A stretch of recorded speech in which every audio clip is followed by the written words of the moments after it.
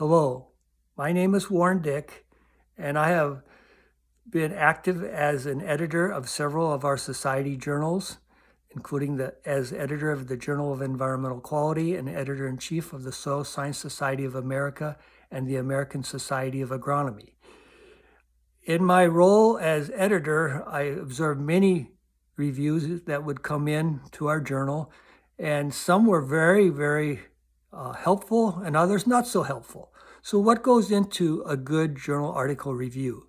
Of course, there are several different ways, I guess you could say, people go about submitting and writing a review, but this is the way I have done it in my career.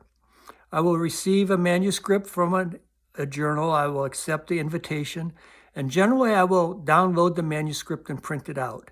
And the reason I do this is because I like to write notes on the hard copy pages of the manuscript as I read through the manuscript.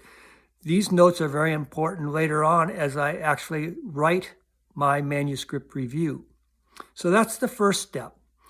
The second step then is to read through the different parts of the manuscript. I'll read through the introduction first of all, because the abstract is actually the last thing I will review, because I need to first understand the full focus or concept of the paper. So I'll start with the introduction, and I'll ask myself, did the author really sell the paper as to why it's important to be published?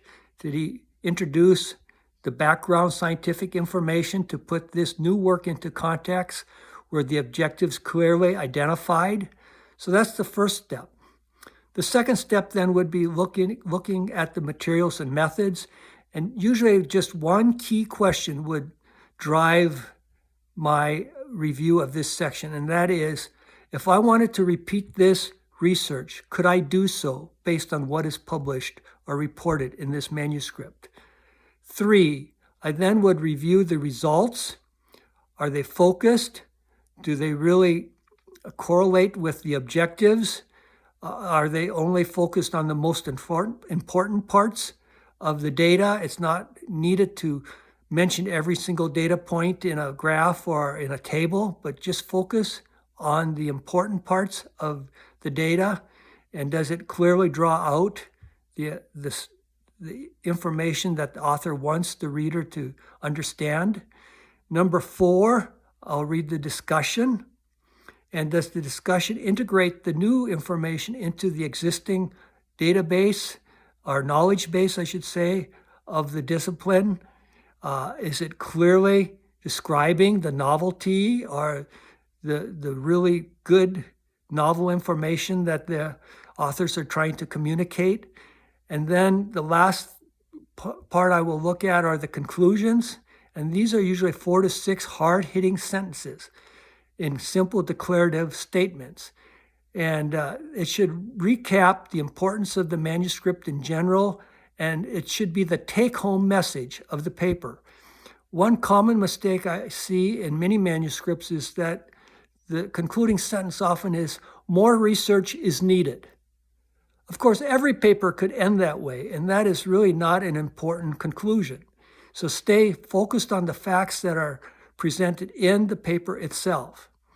Then I will look at the references and graphs and tables and make comments on them, making sure that the figures are clear, the font size is large enough, the tables are properly organized and footnoted. And then finally, I will look at the abstract. Does it capture the most important points? Does it clearly lay out a background, the objectives, what was done, the results, and then 1 or 2 sentence conclusion? If this is in the abstract and all these points are covered, I would accept that abstract. Otherwise, I might make some comments on how it could be improved. I think it is important for you to be involved in the process of manuscript review, and it does take time, but I think you will find it a rewarding experience and one that can enhance your own career. Thank you.